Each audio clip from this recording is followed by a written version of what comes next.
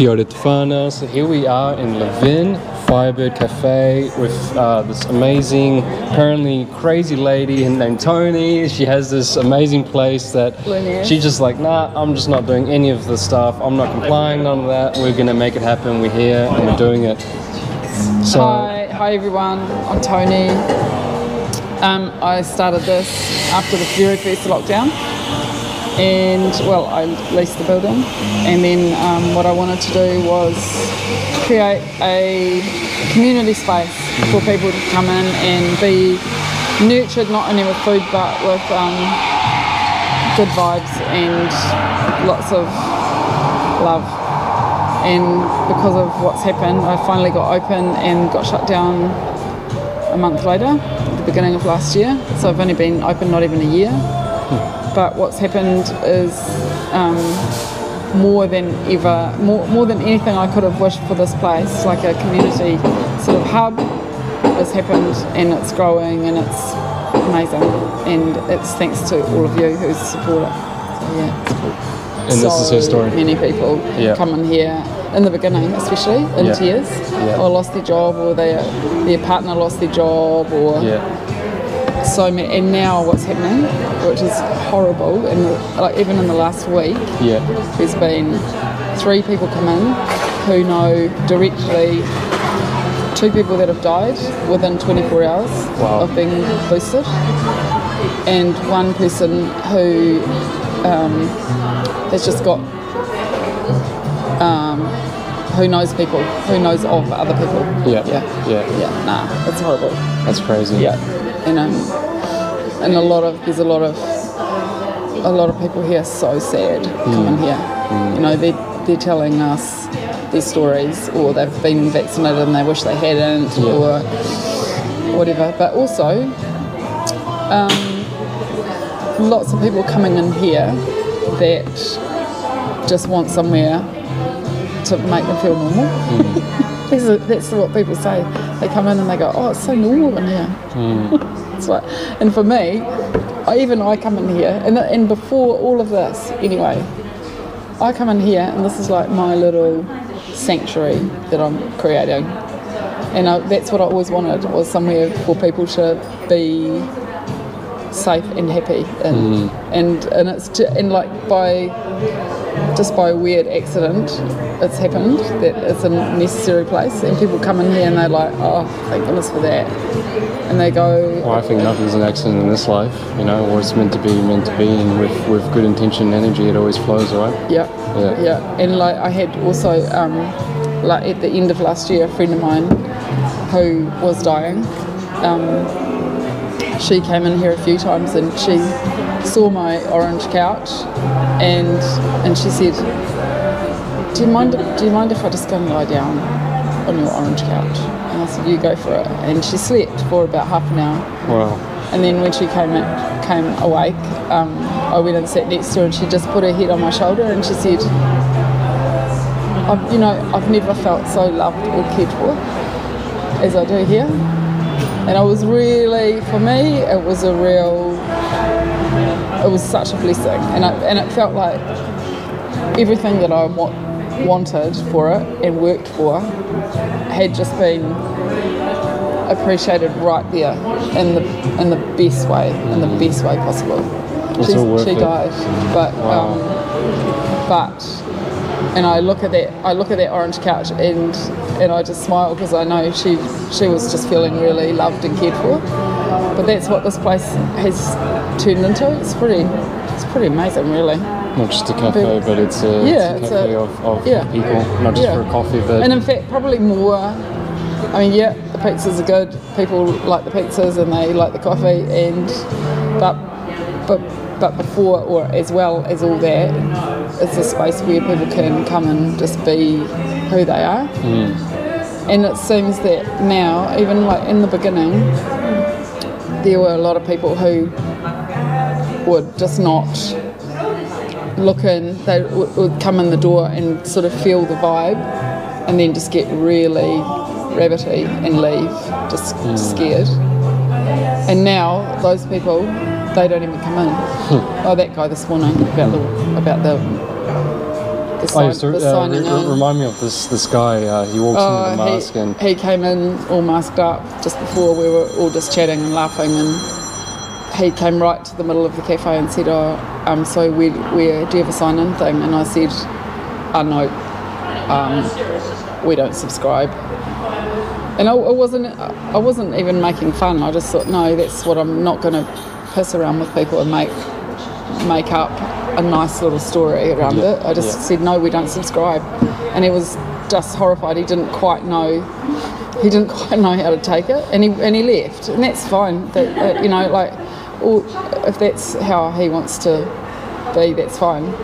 But I used to be sort of trying to keep everyone happy, and now I've had so much hate on the internet, and since all of that subsided, I've got so much love on the internet. People are so positive and just giving me the ups all the time. It's really amazing, and I get new people in here every single day now.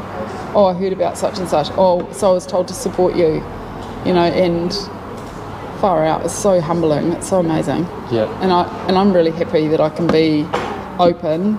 Well, I choose to be open for whoever wants to come in. And there's quite a few people have dropped off though. A lot of people that don't come in here anymore. But I don't care, really. Well, I think later on I'll welcome them back when they want to. Yeah. I'm not going to say I never want to see you in here. Yeah. I would never do that because it's just as bad as what's happening now. But freedom of choice, right? Freedom of choice. Yeah. And they can choose to come and bring love. Love's going to win. Yeah. It has to. Yeah.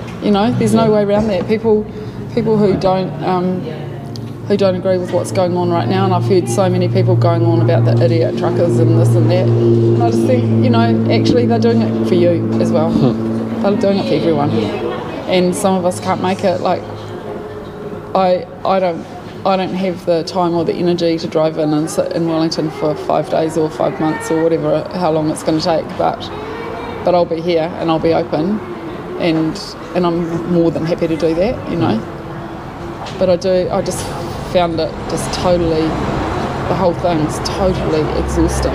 Yeah. Well, as you said, you used to, sing, laugh and dance and that sort of thing, and now you're sort of putting on the mask, literally an emotional mask, right? Of being happy for people. Yeah. Just trying to be normal, but actually when you're just watching your back all the time, and it's just shit. And also, I've got one daughter works here with me, my oldest daughter, and my younger daughter lives in Munich, in Germany. Oh yeah. And she works in a bar, an Irish bar in the middle of Munich. So when COVID first hit in March 2020 or whatever it was, can't even remember, a lifetime ago. Yeah, it does. That feels like a lifetime ago. They all got sick, and she was home for a week, sick, like a real bad flu. She couldn't taste or smell. They all knew what it was. None of them got tested, and then they went back to work. And then Germany got locked down for 7 months, and she hit the deck. She was down, I said, why don't you just come home? She said, Mum, if I have to stay another 2 weeks in isolation, I'll kill myself.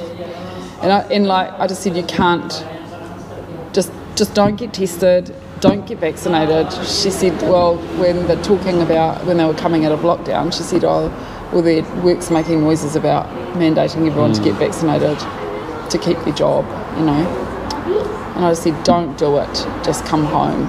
And she couldn't get home because there were no spots then, and she had no money. And so I had this ongoing thing with her for about 3 months where she stopped answering the phone because she knew that I'd hassle her about not getting vaccinated, or, just wait. At least then you've got a choice. And it's not that she had all her normal child vaccines. This is not. And I think, that's what I've heard a lot too, that people just think it's normal, and it's not normal. Honestly, there were no ambulances go past here when I opened a year ago. Hardly any, maybe 4 a week. There's like 5 a day now. Wow. In here, screaming along with their freaking lights going, and you can't help but think, And most of them, if it's a car accident, you know the fire truck's going to go and the police cars are going to go. Nah, it's when the vaccination clinic's open. There's bloody ambulances every day, all day. Just, anyway, long story short, she got vaccinated. She was really sick for 4 days. She had the second one, and the other day she rang me and said, you know, they're making noises about the booster, and I said, are you going to do it? She said, no fucking way, none of us. I said, well, how are you going to get around that? She said, Mama, we all know people now. So I'm so relieved. I'm so relieved. Yeah. But that, for me, in the middle of last year, that was the worst. That was the worst time of my life. I just was. I felt like I was under psychological, like some kind of psychic weight. You know, something was trying to get me, and I just couldn't even function really. I got sick, but yeah, it's interesting, isn't it? You just like, it's going in waves of okay, we're okay, it's going to be alright, everything's going to be good, and then the next day some stupid person says something and just like, oh, we're going to be another lockdown. Boom, it just happens like that. I know, I heard that. I knew it was going to happen. I knew this red light thing. Hey, but something really funny, last year, at the end of last year, some musos came in and one of them bought a disco ball, which I've always wanted, and the other person bought a green traffic light. It was way before. And so now we've got a green traffic light in our window, which is going all the time, and at night time. It's so cool. Yeah. And I'm going to get some t-shirts made with a big green traffic light with Firebird Go on it. Nice. Yeah. Why not? That's it. Make a statement. Yeah, Actions louder than words. You got to, otherwise you go nuts. Yeah. I mean, I can't understand. You know what? The one thing that really,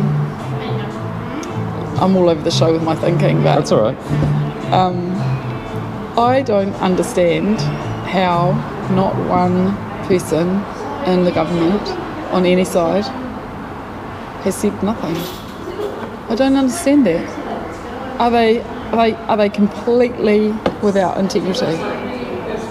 Well, I don't understand. And I know it's money, follow the money and all of that, but they've killed 30,000 businesses like mine, you know? And the only reason I'm still going is because I'm bloody determined that they're not going to get me, and I don't have a mortgage, and my daughter works with me and she doesn't have a mortgage either because we live here, and that's the only way, like, as far as I'm concerned, I can cook in my caravan if I have to, but as long as I pay my rent, I'm fine. That's cool. I'm lucky. I'm very lucky, you know, and I can, but also I've got all these people who want me to be here, and they keep saying, don't shut, don't close, we can't live without you, we need you here. You know, obviously they've come in here, they've tried to do what they've tried to do. All last year, WorkSafe kept ringing me and saying, oh, you know, we've had what they say is, we've had a raft of complaints that you're not wearing masks, that you're, see you, darling, bye, thank you. Yeah. We've had a raft of complaints. You're not wearing a mask, that your QR code is hard to find, because we actually covered it in Harry Potter stickers and put scan to comply with the bullshit on it, and people didn't like that. Didn't cover the thing though, so it still worked. Yeah. But it was my old caravan one. And because I went in to make a new one at their request, and I thought, what's this? You have to agree to a contract with Global Location Services to get a QR code. People don't know that. They just go accept automatically, because that's what you just do when you get on the internet. And when it's safe to take your things off if you like. Anyway,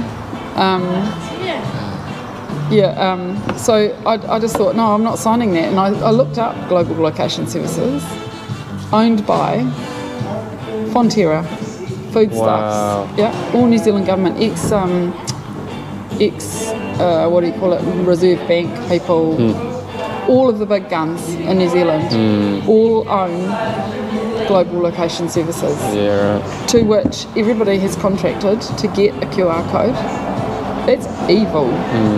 It really is. It's like, oh yeah, so not only do they know that unless every single person does it religiously, it's never going to work.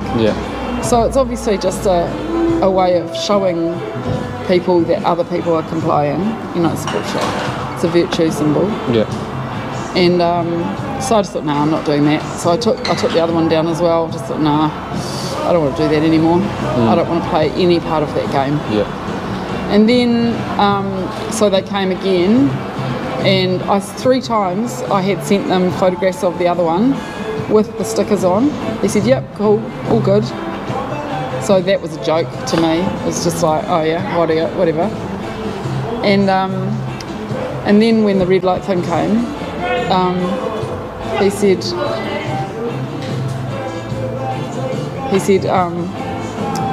he rang me again and said, look, we've had complaints that you're still open and you've got people in here and we just have to come and, you know, check it out.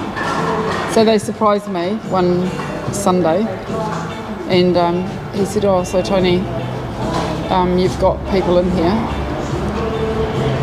I said, yes, I have. And I said, I don't consent to contract with you, so you can go. Came at lunchtime, God, on the weekend. And so... Perfect timing. Yeah. And everybody's like, who are they and what are they doing? And everyone was trying to chip in. And, oh, actually, do you know what? The first time they came, they made an appointment with me for 9:30 on a Friday morning, which was when I wasn't open. And Rosie put a message out on Facebook for Voices for Freedom or whatever.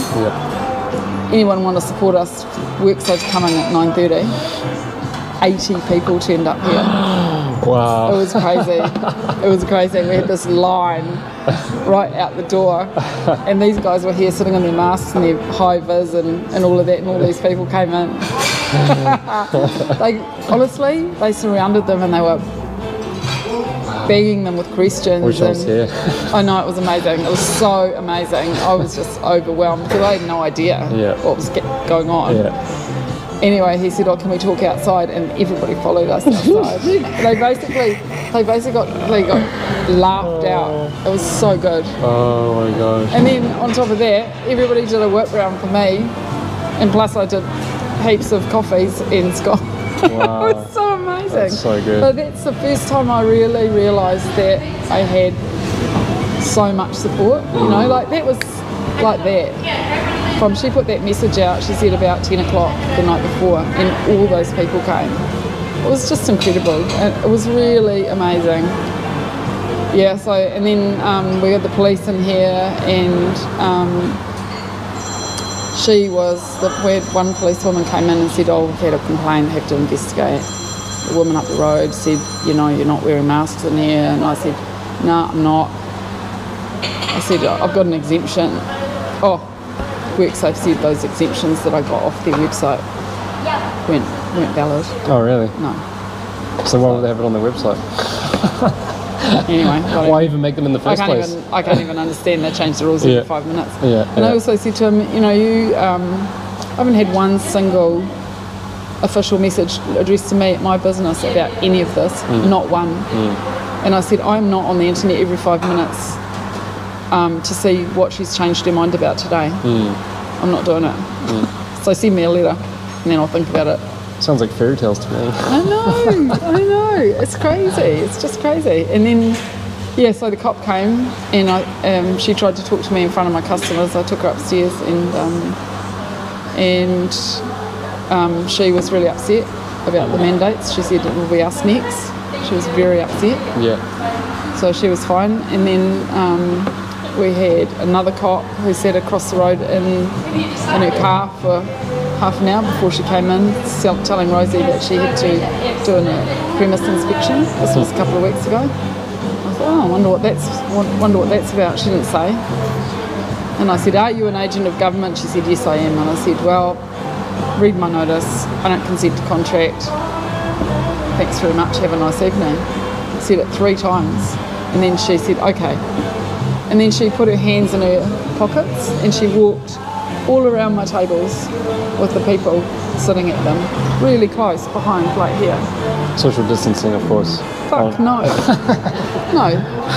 But not introducing herself, not telling me why she was there. Just intimidating my customers. It was just unreal, right? Yeah, it was really. It was horrible, actually. She, I just thought, right, okay, next time, just let me make a plan. Anyway, so she photographed my door and she stood there writing notes right in my doorway. And then she went away, and Rosie said her and another person came back at 10:30 that night and sat right here in the car for ages until she went to the window, shook her head at them and switched all the lights off and went upstairs to bed. It's just so intimidating. And then this is New Zealand. another 2 cops came in on this Saturday night. And they didn't even get inside. Rosie went over and she said, can I draw your attention to my notice on the door? They read it, photographed it, and off they went. So I'm cool with that. But I had said to everyone, if police come in here, when they come in, I want everybody to be quiet and stand up so that you're on the same level as they are, because that's not cool. It's not cool to intimidate people like that. Yeah, I think people forget they're law enforcement. They are not the law. For us. Exactly, and they serve us. Yeah. So I think people need to remember that. Yeah, they do. And doing what you've done, it just says it all. I mean, they keep coming back trying to keep pushing the stick, but they can't do anything. No, they can't. No. So now I'm learning about common law, and hopefully we'll have some workshops in here. We also do having some. Yeah, that'd be a good I've offered the space too, sometimes for homeschoolers in here, because there's so many kids being pulled out of school now. Yeah, so we'll have some homeschooling in here. I said they can use the kitchen or whatever they want to do for cooking or whatever. And also some dance classes if anybody wants to do dancing. Art lessons. Yeah. Well, that's my training. My training is sculpture. Oh wow, awesome! Yeah. There you go. You can have a full course here. Yeah. Well, we've got studio space up here in the art gallery. Oh, beautiful! There you go, guys. We've got it all here. I know. It's so cool. Look, I know, and it's just like it just happened organically. That's the amazing thing about it. It just happens, right? Yeah, because it's good intentions. Well, that's it. Yeah, that's nice. True vibes never lie. That's what I say. Yeah, that's right. Find the tribe. The tribe. Oh, there's a lot more of us. The vibe brings the tribe. That's what Rosie would say. Yeah. What's so, obviously all this coming together and what's happened to you so far, and all these, threats basically, and this pushing movements from the police. What would you say your one message to everyone else out there in terms of their business and stuff? Would you say, absolute and total mass non-compliance. It's the only way. You can't get round it. Don't get round it. Just don't fucking do it. Don't do anything. Just do what you do. Go to work. Open your place of business. And just be normal. Be normal. Because you might lose people, but you also gain so many more people. And it's, like for me, it's a matter of integrity. Like, everyone said, oh, you could just do takeaway, or you could, make it a club or anything. And I think, cool, but no, I'm not doing that. That's just getting around it, and that just gives them all the power. I don't. Because you're still complying to it. Nah, it just doesn't work. You can't say, don't wear a mask in the supermarket, and if they hassle you, hassle them back. I saw a lady at the counter the other day panic when an old man put his shopping bag on the end of his groceries. I was behind him. I put the bar thing up, put my groceries. She said, oh, just a minute, you can't do that. He's got to remove his bag. I said, oh, for God's sake. And I pulled the bag, gave it to the guy, and, hey, Steve, and gave it to him. And I said to her, don't you think that's a bit over the fucking top?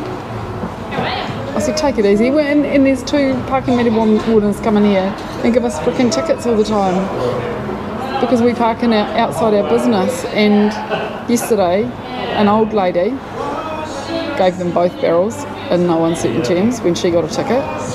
Rosie went out and gave them the ticket back. We don't comply, no consent. And I went out there and I just said, give us a break, guys. This times are hard. Be nice. Oh, you can't stop us doing our job. It's like, honestly, give us a break, man. Yeah. And the Labour office, the Labour Party office, he came down here accusing us of stickering Jacinda and her sidekick down here on the office. Well, we just wanted to know if it was you guys because we see you've got the same stickers in your window. I said, you can get them off the internet. I said, don't come in here with your guns blazing. Yeah. Anyway, you go there now and you can't even go and meet the MP without a vaccine passport. Oh, wow.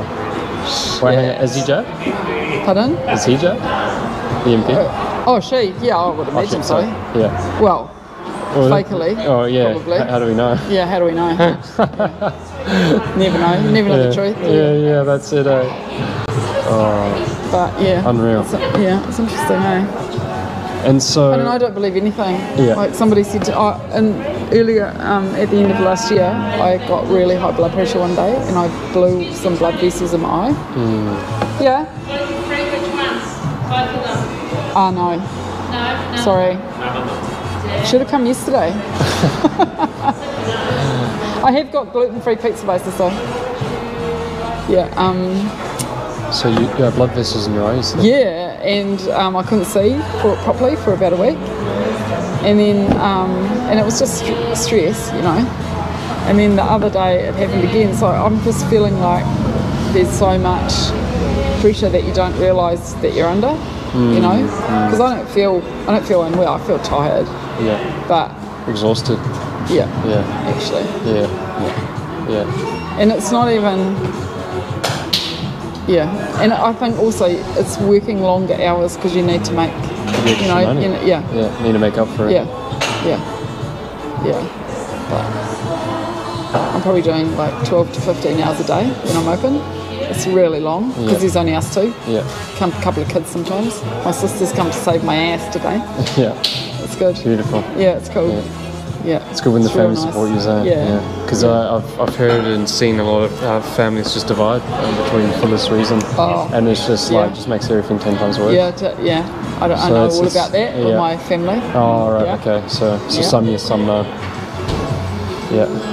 Lots of bullying going on. Yeah. You know, lost some family. Yeah. True, in all directions. Yeah. It's quite interesting. Yeah.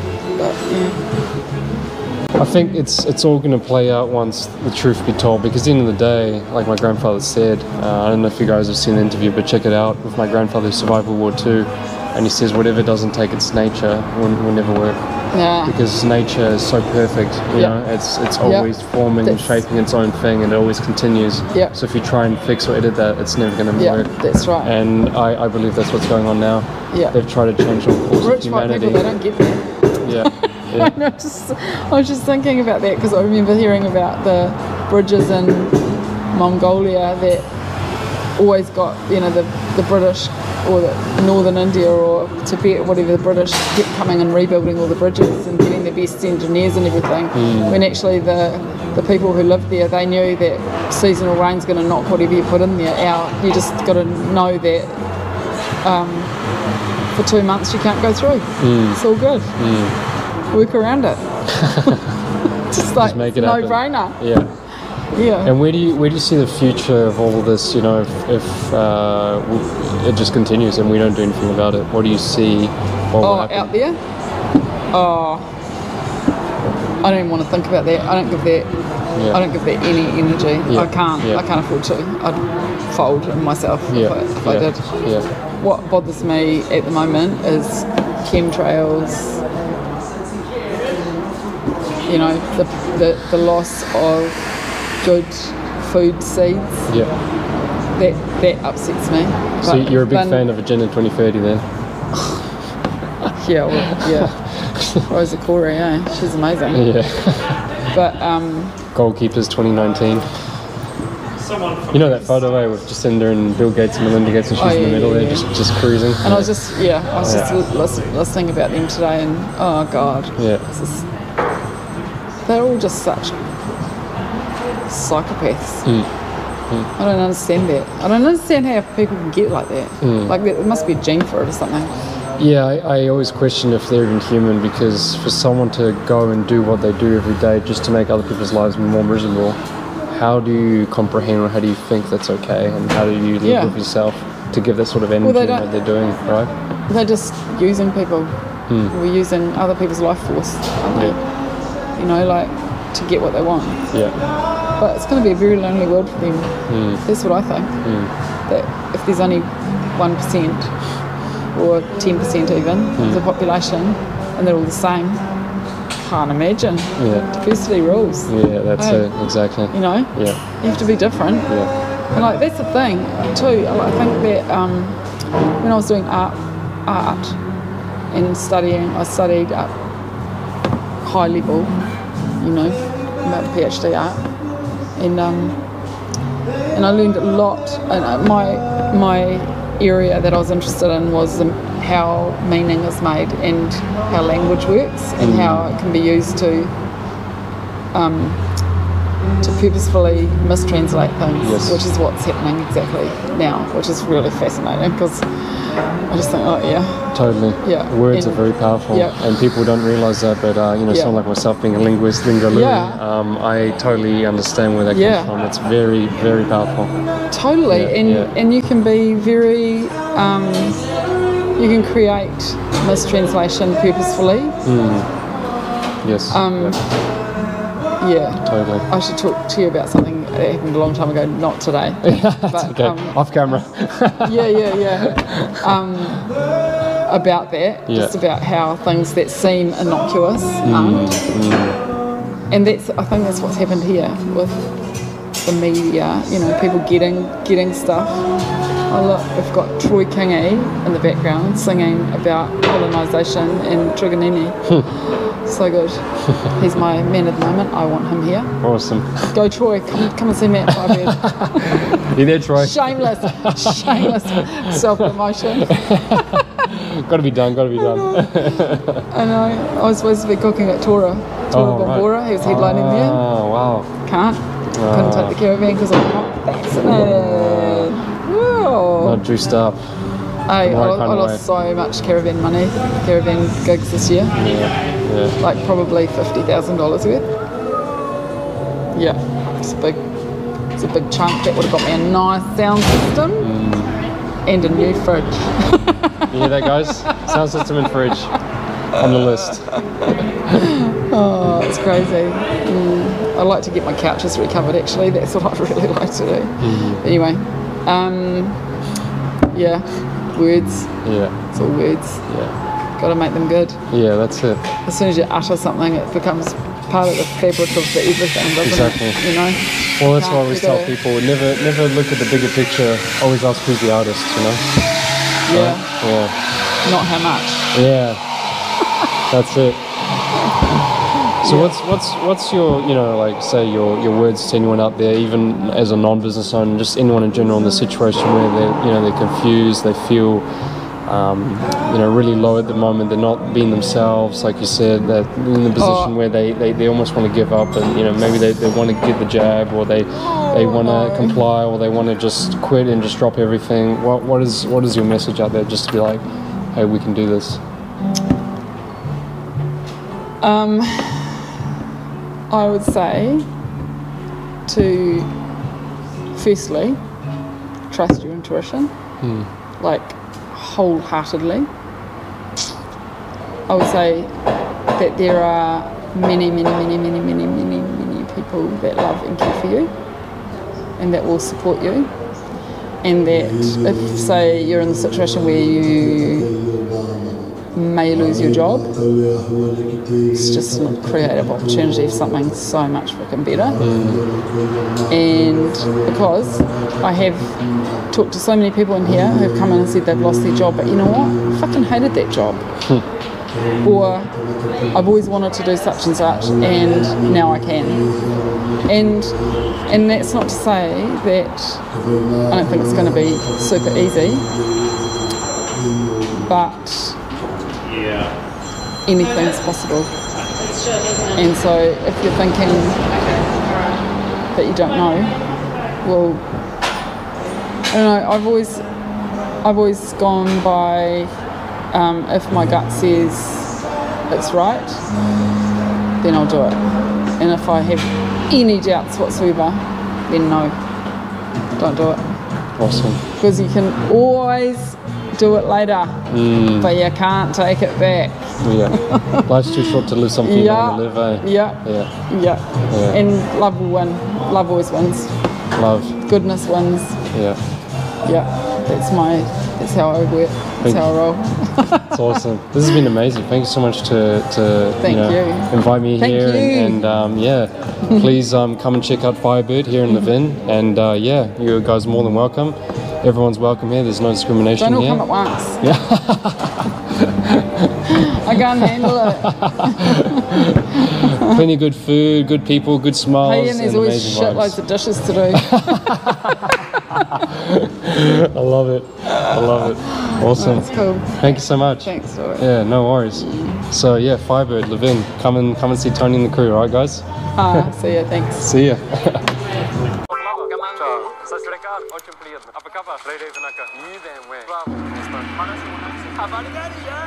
What's up, I'm Terrell.